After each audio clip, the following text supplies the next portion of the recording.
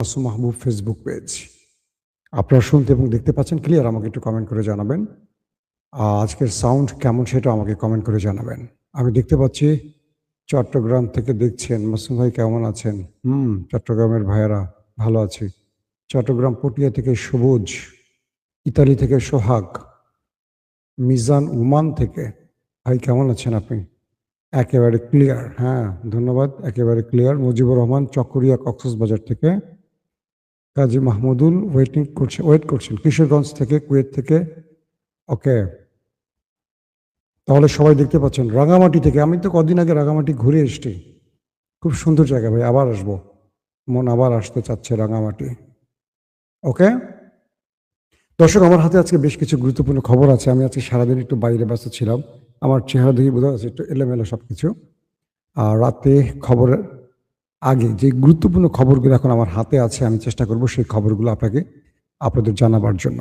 প্রথম কথা হলো মার্কিন যুদ্ধ জাহাজগুলো ইরানের একটি জাহাজকে তুস্কা, সেটাকে সিনেমাটিক স্টাইলে আক্রমণ করে আটক করেছে। এক বাক্যে বলতে পারি, ইরানকে বাধ্য করার জন্য, অর্থাৎ আমেরিকা ইরানকে দুটো ফ্রন্টে খেলতে চাইছে। এক, ইরানের উপর চাপ বৃদ্ধি করছে, অন্যদিকে ইরানের যুদ্ধের ভয় দেখিয়ে ইরানকে আলোচনার টেবিলে বসিয়ে ইউরেনিয়াম ইস্যুতে শর্ত মানতে রাজি করাতে চাচ্ছে। পাকিস্তান এই বিষয়টিতে ইরান এবং আমেরিকার মধ্যস্থতা করতে গিয়ে দুটো বিষয় স্পষ্ট করেছে। একটি হলো, ইরান জানিয়ে দিয়েছে পাকিস্তানকে যে তারা কখনো কোনোভাবেই আমেরিকার অন্যায় আবদার মানবে না।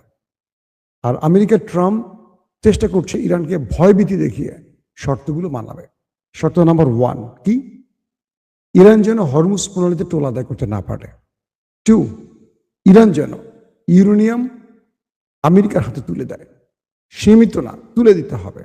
3, ইরান তার মিসাইল প্রোগ্রামগুলোকে রেঞ্জ কমাবে। এরকম আরো অনেকগুলো। প্রধান 3টি আমি বললাম। ইরান চাইছে ভিন্ন কিছু। ইরান বলছে যে আমরা ইউরেনিয়াম ইস্যুতে, আমেরিকা যেটা বলছে, যে আমেরিকা বলছে 20 বছর ইরান তার নিউক্লিয়ার প্রজেক্ট নিয়ে কাজ করতে পারবে না, ইউরেনিয়াম বৃদ্ধি করতে পারবে না। ইরান বলছে 20 বছর না, এটা হবে 5 বছর। যদি তুমি রাজি থাকো আসো, যদি তুমি রাজি না থাকো তাহলে তোমার যা করার করতে পারো। আমেরিকা শেষ পর্যন্ত 15 বছরে আসছে, কিন্তু ইরান 5 বছরে আটকে আছে। নাম্বার 1। নাম্বার 2, আমেরিকা চীন থেকে হরমুজে আসার পথে, অর্থাৎ চীন থেকে ইরানে আসার পথে ইরানের একটি জাহাজকে অ্যাটাক করেছে এবং সেটার ইঞ্জিন রুমকে মোটামুটি ধ্বংস করে দিয়েছে, এমনটি দাবি করা হয়েছে। এটার সঙ্গে সঙ্গে ইরানের কন্ট্রোল রুম যখন জানলো এই ঘটনাটি, তখন তারা নিজেরাই মার্কিন ওয়ারশিপে, যুদ্ধ জাহাজে ড্রোন অ্যাটাক চালিয়েছে এবং সেই ড্রোন অ্যাটাকের পর আমেরিকা সেখান থেকে পালাতে বাধ্য হয়েছে। অর্থাৎ আমেরিকা সেখানে ইরানকে আক্রমণ করে শেষ পর্যন্ত আর টিকে থাকতে পারেনি। 2 নম্বর গুরুত্বপূর্ণ খবর, ইরানের ইস্পাহানে যে অপারেশনটি চালিয়েছিল, এটা নিয়ে কিন্তু প্রতিদিন নতুন নতুন তথ্য আসছে পৃথিবীর বিভিন্ন গণমাধ্যমে। ইরানের বিরুদ্ধে বা ইস্পাহানে নিউক্লিয়ারকে লুট করার জন্য বা চুরি করার জন্য বা হাতিয়ে নেয়ার জন্য আমেরিকার বিশাল একটা সৈন্যবহর, কমান্ডো বাহিনী, কয়েক ডজন যুদ্ধ বিমান, কয়েক ডজন, এক কথা এয়ারক্রাফট নিয়ে প্রবেশ করেছিল এবং ইরান এই বিষয়টি টের পেয়ে তার সকল প্রস্তুতি সম্পন্ন করেছিল। পরবর্তী এই অপারেশনটি যখন চলছিল, মার্কিন প্রেসিডেন্ট ডোনাল্ড ট্রাম্প তিনি ছিলেন সিচুয়েশন রুমে। আমেরিকার এই রুমটি থেকে যুদ্ধের মূল গ্রিন সিগন্যালটি বা নির্দেশ দেওয়া হয় এবং এই সিচুয়েশন রুম থেকেই মূলত রাষ্ট্রের সর্বোচ্চ ডিরেকশনগুলো দেওয়া হয় প্রেসিডেন্টের পক্ষ থেকে। ওয়াল স্ট্রিট জার্নাল, মার্কিন অন্যতম একটি গণমাধ্যম, বলছে যে যখন আমেরিকার কমান্ডো বাহিনী, স্পেশাল ফোর্স ইরানে ঢুকেছিল অপারেশন করতে তাদের পাইলট উদ্ধারের নাম করে, তখন পুরো প্রোগ্রামটি আমেরিকার প্রেসিডেন্ট এবং টপ জেনারেলরা লাইভ দেখছিলেন সিচুয়েশন রুমে বসে। যখন দেখলেন যে মার্কিন বিমানগুলো আটকে পড়েছে এবং ইরানের হামলার শিকার হয়েছে, ইরান তাদেরকে চারদিক থেকে ঘিরে ব্যাপক ধোলাই দিচ্ছে, তাদের একটার পর একটা যুদ্ধ বিমান ধ্বংস হয়ে যাচ্ছে, তাদের গর্বের ফাইটার জেটগুলো ধ্বংস হয়ে যাচ্ছে, তাদের ব্ল্যাক হক হেলিকপ্টারগুলো ধ্বংস হয়ে আশ্রয় পড়ছে, আগুন জ্বলে যাচ্ছে। ডোনাল্ড ট্রাম্প চিৎকার করেছে, কাগজ টাগজ সব ছুঁড়ে ফেলেছে, চিৎকার করে কেঁদেছে। কে বলছে? Wall Street journal. ট্রাম্পের এই অবস্থা দেখে সবাই ভয় পেয়ে গেছে যে ট্রাম্প কি ইরানের নিউক্লিয়ারের অর্ডার দিয়ে বসে কিনা, কারণ তার সেই ক্ষমতাটা আছে। ট্রাম্পের আশপাশে থাকা মার্কিন টপ জেনারেলরা ট্রাম্পকে আশ্বস্ত বা বোঝাবার চেষ্টা করেছে।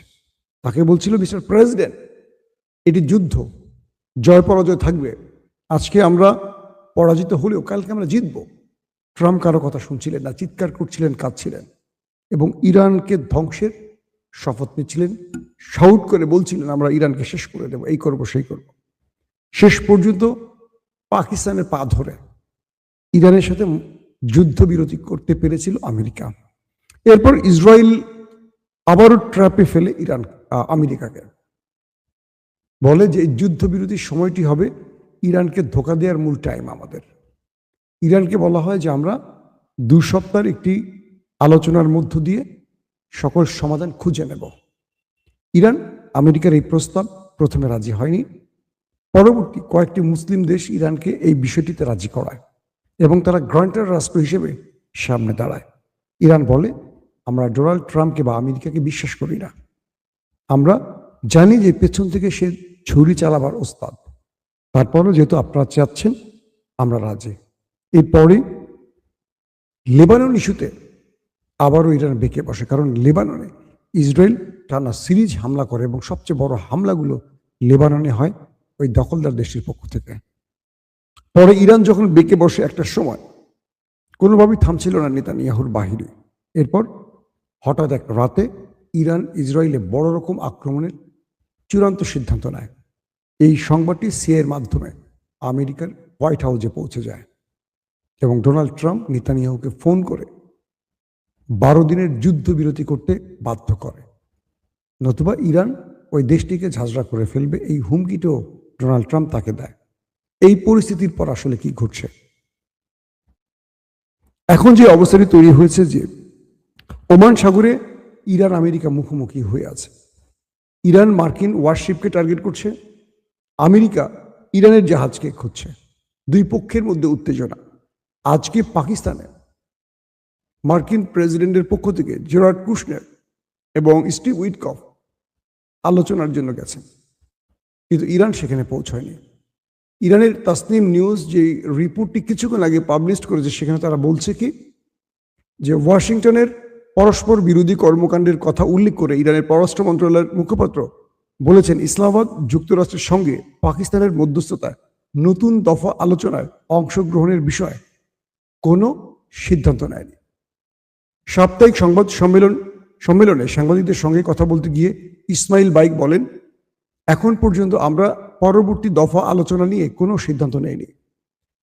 কূটনীতি অনুসরণের দাবির সঙ্গে সাংঘর্ষিক কর্মকাণ্ডে জড়িত থাকার জন্য যুক্তরাষ্ট্রের সমালোচনা করে মুখপাত্র বলেন, যুদ্ধবিরতির একেবারে শুরু থেকেই ইরান ওয়াশিংটনের কাছে থেকে অসৎ উদ্দেশ্য এবং ক্রমাগত অভিযোগের সম্মুখীন হয়েছে। তিনি ব্যাখ্যা করেন, পাকিস্তানের সুস্পষ্ট বিপরীত দাবি সত্ত্বেও যুক্তরাষ্ট্র প্রাথমিকভাবে দাবি করেছিল যে লেবানন যুদ্ধবিরতির অংশ নয়। বাকায় আরো বলেন, একটি সমালোচনায় পৌঁছানোর পরেও ইরান হরমুজ প্রণালীতে সামুদ্রিক কর্মকাণ্ডের সম্মুখীন হয়েছে, যার মধ্যে রবিবার রাতে একটি ইরানি বাণিজ্যিক জাহাজের উপর মার্কিন হামলাও হয়েছে, যাকে তিনি যুদ্ধবিরতির লঙ্ঘন এবং আগ্রাসনের কাজ বলে বর্ণনা করেন। তিনি জোর দিয়ে বলেন যে যুক্তরাষ্ট্র আচরণ তাদের বক্তব্যের সঙ্গে মেলে না এবং এই অসামঞ্জস্যতা পুরো প্রক্রিয়াটির প্রতি ইরানের অবিশ্বাসকে আরো গভীর করে।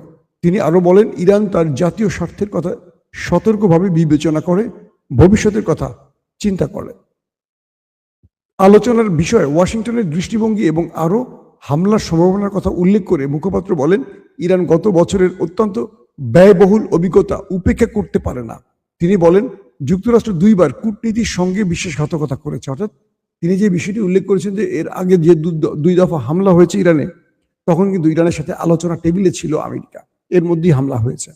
সবচেয়ে ভয়ঙ্কর ব্যাপারটি হলো কি জানেন, আমেরিকার সামনে এখন ইরান একটি ব্ল্যাক হোল খুলে দিয়েছে এবং তারা বলছে যে আমেরিকা ইরানের সাথে যেই আচরণটি করবে, এবার ইরান তার চেয়ে ভয়াবহ আচরণটি করবে ওদের সাথে।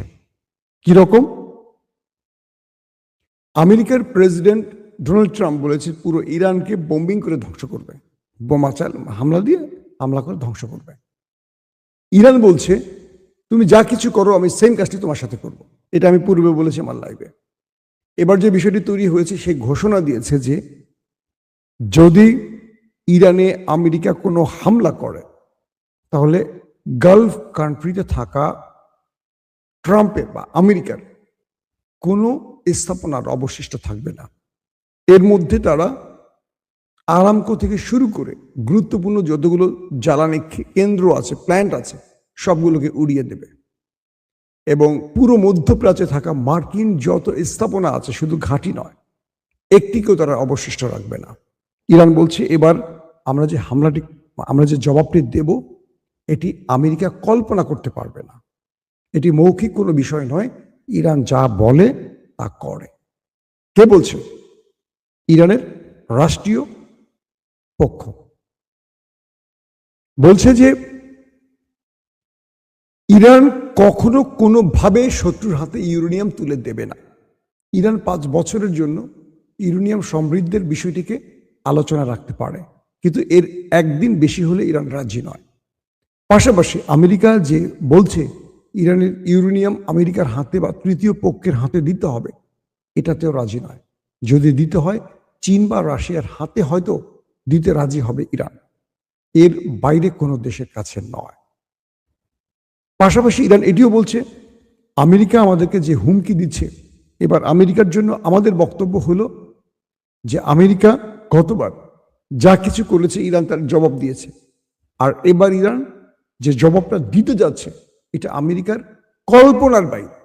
মানে আমেরিকা এটাকে কল্পনা করতে পারছে না যে কি জবাবটা ইরান দিতে পারে।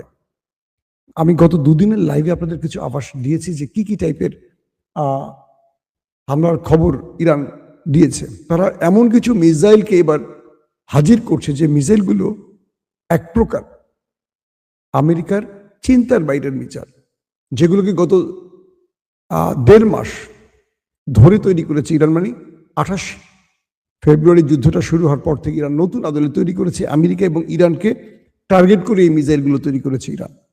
পাশাপাশি তারা এমন কিছু প্রতিরক্ষা ব্যবস্থাকে হাজির করছে। ইরান বলছে যে আমরা এমন কিছু প্রতিরক্ষা সিস্টেমকে এবার ব্যবহার করব, আমেরিকার যুদ্ধ বিমান ইরানে ঢুকে নিশ্চিন্তে ফিরে যেতে পারবে না। তো এই পরিস্থিতিতে 2 দেশ এখন মুখোমুখি। যে কোনো সময় আমরা দেখব যুদ্ধের ঘন্টা বেজে গেছে, কেউ কাউকে ছাড় দিতে রাজি না। যদি পাকিস্তানি ট্রাম্প বলছে বা আমেরিকা বলছে যদি পাকিস্তানে এই আলোচনা ব্যর্থ হয় তাহলে আমেরিকার আলোচনায় বসবে না, আর আমেরিকা সরাসরি ইরানে আক্রমণ করবে। তো এই পরিস্থিতিতে এখন 2 দেশের মধ্যে বা 2 দেশের পরিস্থিতির মধ্যে আমরা এইটুকু বলতে পারি, আমরা একটা ভয়াবহ কিছু দেখতে যাচ্ছি। আবারও বলছি, আমরা যুদ্ধ চাই না, আমরা শান্তি চাই, আমরা শান্তির পক্ষের মানুষ। কারণ এই যুদ্ধ পৃথিবীতে বহু দেশকে অনেক বড় বিপদে ফেলে দিয়েছে। আমাদের মতো দরিদ্র দেশগুলোর অবস্থা আরো করুক।